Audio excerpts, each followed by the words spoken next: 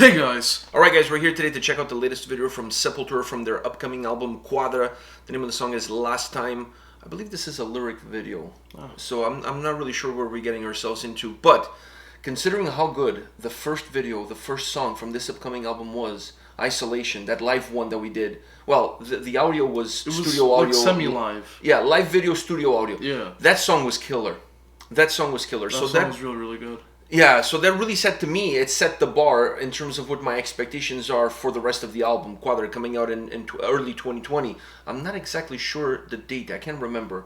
I know I'm going to get the album for review because they're with Nuclear Blast. So I'm really excited about that, and I'm really excited to check out the second song that they've released for this album. By the way, they've also announced a North American tour. Oh. I'm sure it's going to be 19 and over, though. Like, I'm almost 19% sure it's going to be 19 and over. Did I say I'm 19% sure? Yeah, so those kind of... I'm 90% sure that's going to be 19 and over. Wow, 19% sure, that would be really good for you. Yeah. Because that's really low percentage.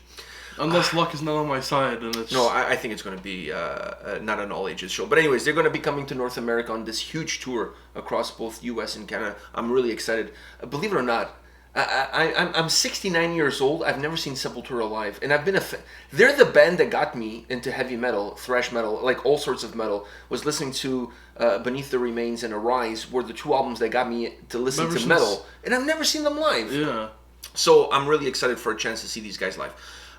One more thing before we get started with this video is that this is our last video of 2019. So Happy New Year to all of you. Well, if people are watching now this video like late into 2020, they're going to be like, what the fuck is going on?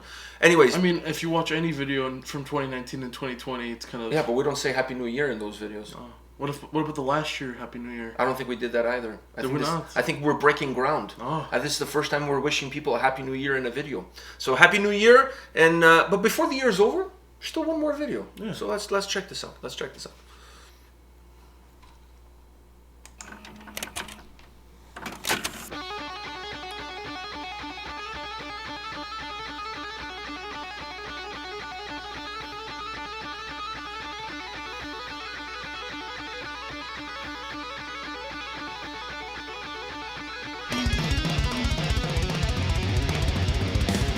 For the day, craving for the high, denying the addiction.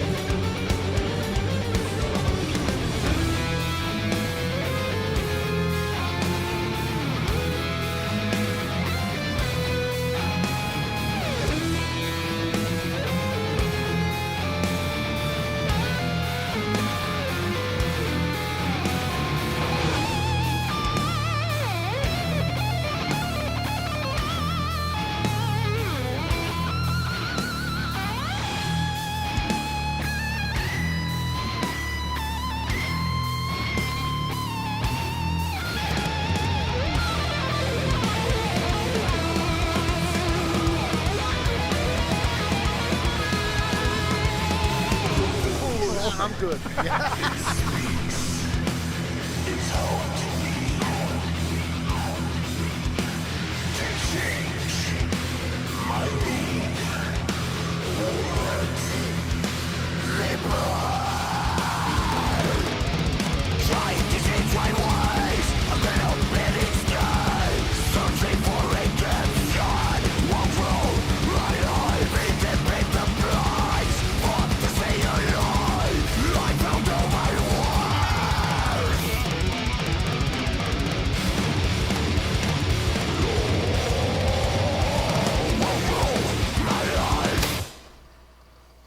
Holy.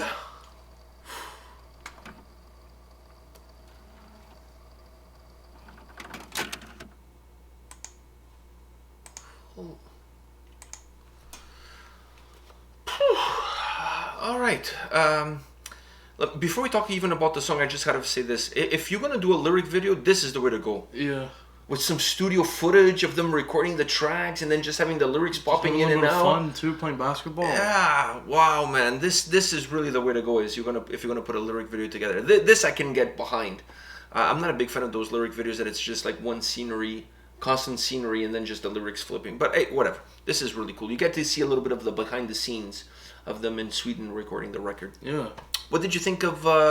This song? Just absolute aggression.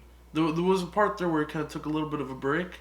It did. Which I was surprised. I was really surprised. I thought the whole song was just gonna be aggression from the moment it started to the moment it ends. Oh, I thought you were gonna get a little bit of a breakdown in that part there. Yeah, but still be really, really heavy. Really heavy. That's what I thought he was going with. It wasn't heavy at all. It was really melodic. Just kind of really dropped down and became melodic. And then it kind of weaved its way until it found itself in the guitar solo. Yeah, and then coming back to like the stuff after that made it feel even more heavier. It made the second half of the song feel a lot heavier. Also, that was a nice touch. The start of the song, kind of like you putting in a cassette, and then the end of the song you taking it out. I like that. I like that as well. I saw a band. I did an album review for a band. I think it was like 2 years ago when we about started the channel, where the first track of the channel was them rewinding and fast forwarding a tape, and I thought they missed an opportunity there for the second track to start with them pressing, like stopping the tape and pressing play, and then the song starting. They just used the intro for of the tape being like fast forward and stop fast forward. And I'm like, if you're gonna put that as your intro, the second song on the album should start with you stopping, pressing play, and that's the song. Yeah. How cool would that be? Because it gives you the sense of you like looking for a track within a mixtape. I really felt they missed I can't even remember the name of the band anymore, but I feel like they missed an opportunity with that. If you're gonna start with that as an intro. No, I agree with everything you said about the song. There's a couple of things that they smack you in the face the moment you listen to this song. And to me, one of the things that smacks you immediately in the face is how heavy the drums are. Yeah. Holy crap, man! And he's going at it. He's an absolute beast. Like he's beyond. Like this is not beast mode. This is just like Godzilla mode. Yeah. Like I mean, this is Godzilla walking through Japan. Like just like like wagging his tail and just breaking everything in his path. Absolutely destruction, and he doesn't look like he's even breaking a sweat through it. It's just like nonchalant about it. Like it's not new to him. Yeah, it's like whatever. It's like an octopus. He only has 2 arms, but to be honest with you, it feels like he has like 10 arms. Like it's just so freaking heavy. I absolutely loved it.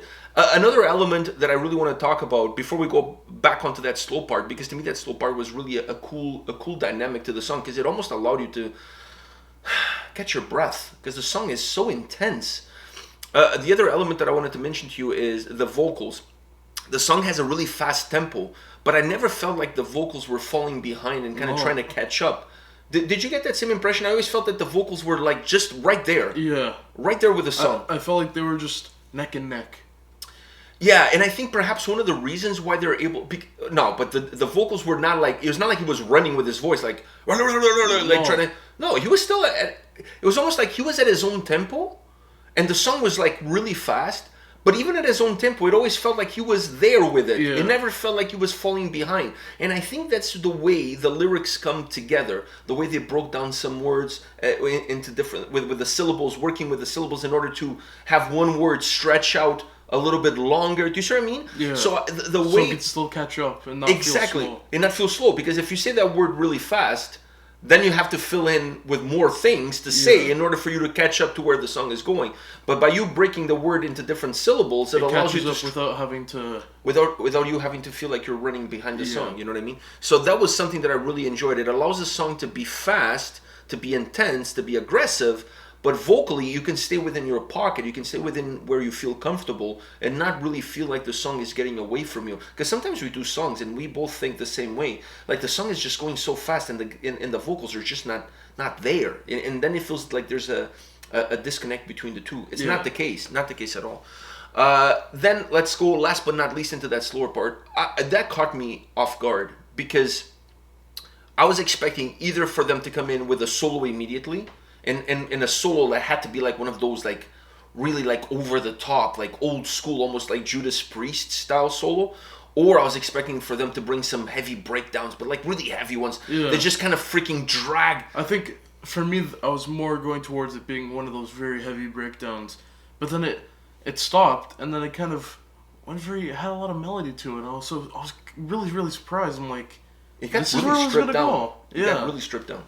But I gotta say, even though it didn't go where I thought it was gonna go, I still like the mellow part. Yeah, it allowed itself to then later on weave into the guitar solo. Yeah. The guitar solo didn't have to be really over the top. It didn't have to be extended anymore because it picked up on the melody that was there before and it kind of just continued that journey.